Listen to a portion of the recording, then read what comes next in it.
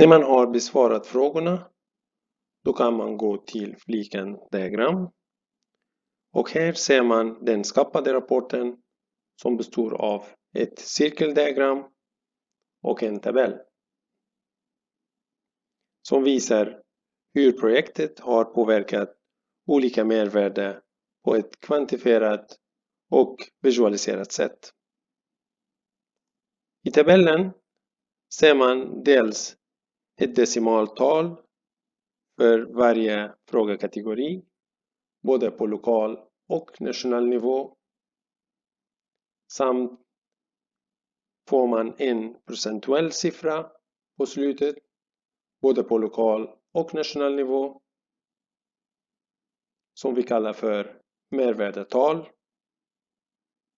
som visar hur projektet har bidragit till mervärde både positivt och negativt. Den siffran kan variera mellan negativ och positiv 100%. Man kan även gå till fliken globala mål och även här får man en tabell och diagram både på lokal och nationell nivå.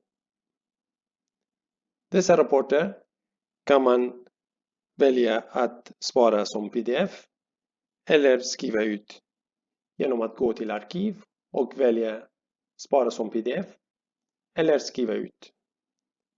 Då får man en snygg rapport som kan skrivas ut och bifogas med övriga dokument och kommunicera med olika partner.